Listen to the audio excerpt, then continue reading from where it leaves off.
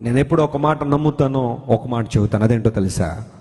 Failure and success రెండు కూడా ఒకే దారిలో ఉంటాయి. ఒకే దారిలో ఉంటాయి. ముందు ఎదురయ్యేది ఏంటో తెలుసా? ఫెయిల్యూర్ ఎదురయ్యేది. ఆ తర్వాత ఏముంటుంది?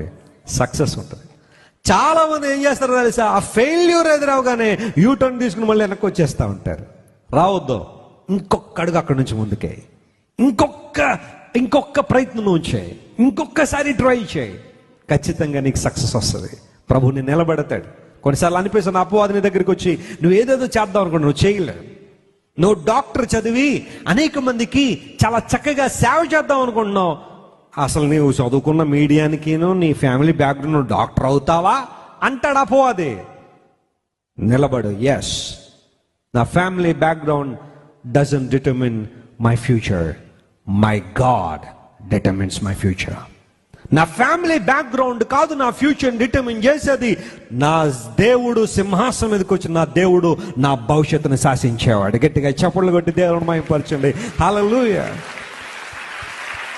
My poverty doesn't determine my future, but my God, who is everything to me, determines my future. నాకున్న పేదరికం నా భవిష్యత్తును శాసించదో, సింహాసనాసన నా దేవుడు నా భవిష్యత్తును ఏం చేస్తాడు? ఆయన శాసిస్తాడు.